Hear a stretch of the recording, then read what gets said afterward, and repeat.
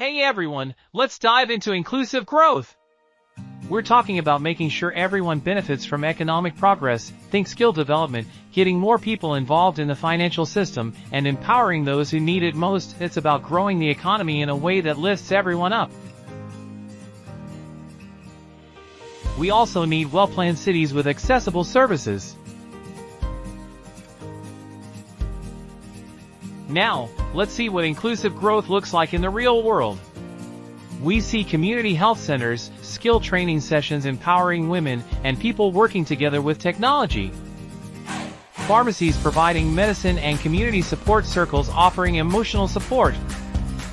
Road safety initiatives and scientists collaborating in labs.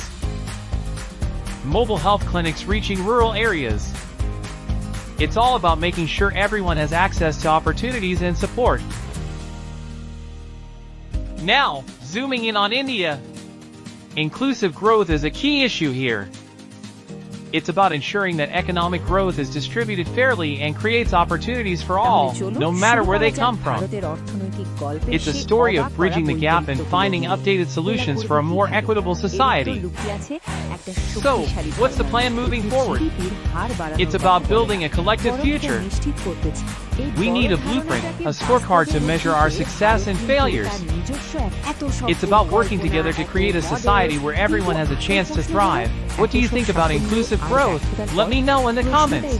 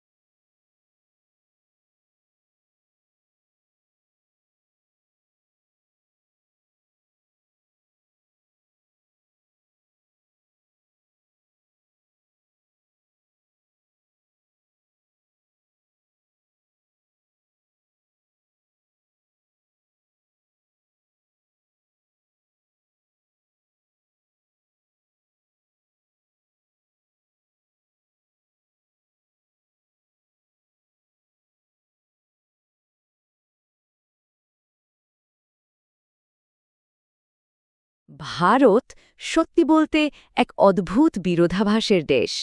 মানে একদিকে দেখুন অর্থনীতির কি দারুণ গতি, কিন্তু ঠিক তার পাশেই রয়েছে গভীর দারিদ্র্য আর পাহাড় সমান বৈষম্য। তো প্রশ্নটা হলো, এই দুটো জিনিস একসাথে টিকে আছে কিভাবে? চলুন আজকের আলোচনায় এই রহস্যটাই ভেদ করা যাক। আচ্ছা, আমরা কয়েকটা ধাপেই পুরো বিষয়টা বুঝব। প্রথমে আমরা দুই ভারতের গল্প শুনব, তারপর জানব এই যে অন্তর্ভুক্তিমূলক বৃদ্ধি বা ইনক্লুসিভ গ্রোথ বলা হচ্ছে সেটা আসলে কি। এরপর ভারতের নিজস্ব মডেল বা ব্লুপ্রিন্ট নিয়ে কথা বলবো, তার সাফল্য ব্যর্থতার একটা স্কোর কার্ড দেখব, আর সবশেষে ভাবব সামনের পথ কি হতে পারে। তাহলে চলুন শুরু করা যাক ভারতের অর্থনৈতিক গল্পের সেই অবাক করা বৈপরীত্যগুলো দিয়ে। একদিকে ভারত এখন বিশ্বের অন্যতম বড় অর্থনৈতিক শক্তি। দারুণ ব্যাপার, তাই না? কিন্তু ঠিক তার উল্টো দিকে আরেকটা ছবিও আছে।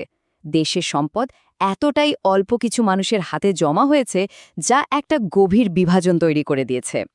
অবস্থাটা এমন যে বলা হচ্ছে বৈষম্য ব্রিটিশ আমলকেও ছাড়িয়ে গেছে। এই বিষয়টাকে বিশ্বব্যাংক খুব সুন্দরভাবে তুলে ধরেছে। তাদের এক পর্যবেক্ষণে দীপক দাশগুপ্ত বলছেন, একদিকে আমাদের সেরা ছাত্রছাত্রীরা বিশ্ব কাঁপাচ্ছে, আর অন্যদিকে দেশের বেশিরভাগ শিশু প্রাথমিক স্কুলেই ঠিকমতো শিখতে পারছে না। এই যে সুযোগের একটা বিশাল ফারাক, এটাই হলো সেই দুই ভারতের বাস্তব চিত্র। তো প্রশ্ন হলো, একটা দেশ এই ধরনের বৈপরীত্যের মোকাবেলা করবে কিভাবে? এর উত্তর লুকিয়ে আছে একটা শক্তিশালী ধারণার মধ্যে, যার নাম অন্তর্ভুক্তিমূলক বৃদ্ধি বা ইনক্লুসিভ গ্রোথ। দেখুন, অন্তর্ভুক্তিমূলক বৃদ্ধির মূল কথাটা কিন্তু খুব সহজ। এটা শুধু জিডিপির হার বাড়ানোর কথা বলে না, বরং এটা নিশ্চিত করতে চায় যে অর্থনৈতিক উন্নতির সুফলটা যেন সমাজের একেবারে ওপর তলা থেকে নিচ তলা পর্যন্ত সবার কাছে ঠিকঠাক পৌঁছায়, মানে বৃদ্ধিটা হতে হবে সবার জন্য। পার্থক্যটাই এখানেই। একটা মডেলে সম্পদ শুধু কয়েকটা বড় শিল্প বা কোম্পানির হাতেই জমা হয়, আর আশা করা হয় যে তার ছিটে ফোটা হয়তো নিচেও এসে পৌঁছবে। আর অন্তর্ভুক্তিমূলক বৃদ্ধির মডেলটা ঠিক তার উল্টো। এখানে চেষ্টা করা হয় যাতে উন্নয়নের সুযোগটা সমাজের সব স্তরের মানুষের কাছে পৌঁছায় এবং সবাই যেন তাতে অংশ নিতে পারে। আর এর জন্য শুধু অর্থনীতির দিকে তাকালেই চলে না। একটা সত্যিকারের অন্তর্ভুক্তিমূলক বৃদ্ধির কৌশলে অনেকগুলো দিক দেখতে হয়, যেমন দারিদ্র্য কমানো, ভালো চাকরি তৈরি করা, কৃষি, স্বাস্থ্য, শিক্ষার উন্নতি, এমনকি পরিবেশ রক্ষার মতো বিষয়গুলো এর সঙ্গে সরাসরি জড়িত। কারণ দিনের শেষে সবকিছুর লক্ষ্য তো মানুষের জীবনযাত্রার মান উন্নত করা। এই বড় ধারণাটাকে বাস্তবে রূপ দিতে ভারত কিন্তু তার নিজস্ব একটা পথ তৈরি করেছে। একে প্রায়ই ভারতীয় মডেল বলা হয়। চলুন এবার সেই মডেলটাকেই একটু কাছ থেকে দেখা যাক। ভারতের এই পথ চলা কিন্তু একদিনে তৈরি হয়নি, কয়েক দশক ধরে এর বিবর্তন হয়েছে। স্বাধীনতার পর ছিল রাষ্ট্রনিয়ন্ত্রিত অর্থনীতি, ১৯৯১ পর এলো উদারীকরণ, যেখানে বেসরকারি খাতের ভূমিকা বাড়ল, আর ২০১৪ সালের পর থেকে নীতি আয়োগের মাধ্যমে এক নতুন আরও বাস্তবসম্মত পদ্ধতির দিকে এগোনোর চেষ্টা চলছে। অর্থনীতিবিদ ড. অরবিন্দ ভেরামানের মতে এই ভারতীয় মডেলটা মূলত ৩টে পিলারের উপর দাঁড়িয়ে আছে।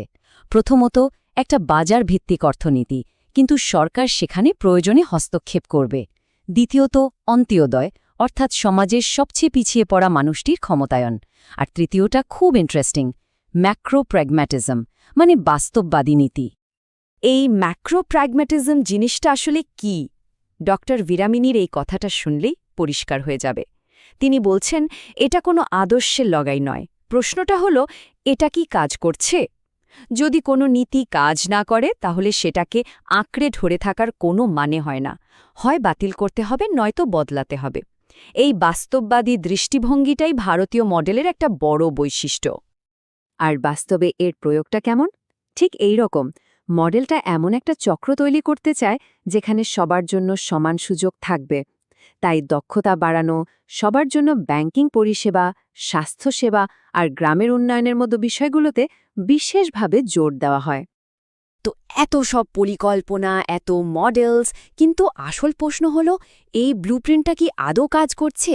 চলুন এবার কোনো রাগঢাক না করে তথ্যগুলো কি বলছে সেটাই দেখা যাক। প্রথমে সাফল্যের কথা বলি। একটা বিরাট সাফল্য হল দারিদ্র্য কমানো।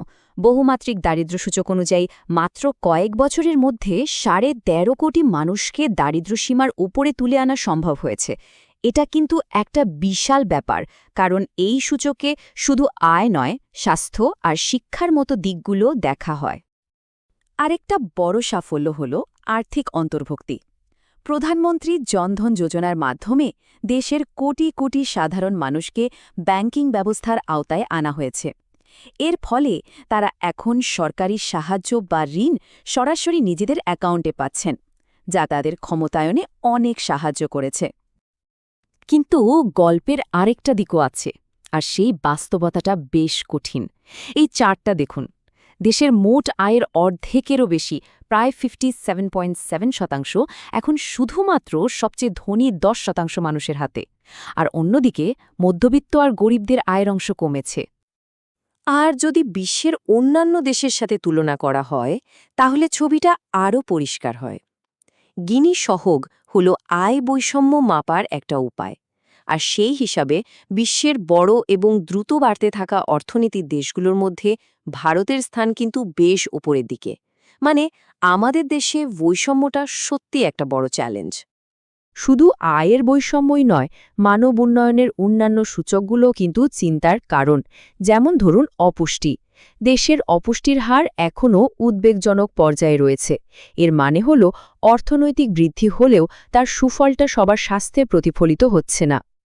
আরেকটা বড় সমস্যা হল কর্মসংস্থান।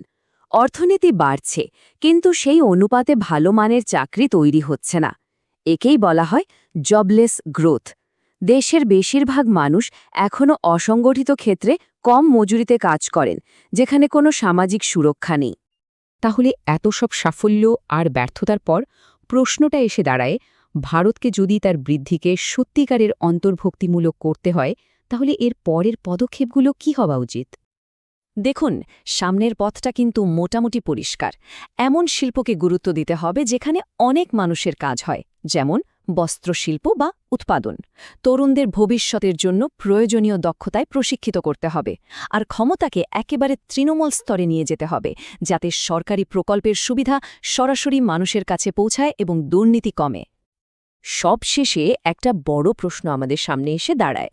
ভারত যখন একটা উন্নত দেশ হওয়ার স্বপ্ন দেখছে, তখন সে কি এমন একটা উন্নয়নের মডেল তৈরি করতে পারবে যা সমাজের সবাইকে সঙ্গে নিয়ে এগোবে, নাকি ধনী আর দরিদ্রের মধ্যে বাড়তে থাকা এই ব্যবধানই তার ভবিষ্যৎটা লিখে দেবে? এই প্রশ্নের উত্তরটা কিন্তু আমাদের সবাইকে মিলে খুঁজতে হবে।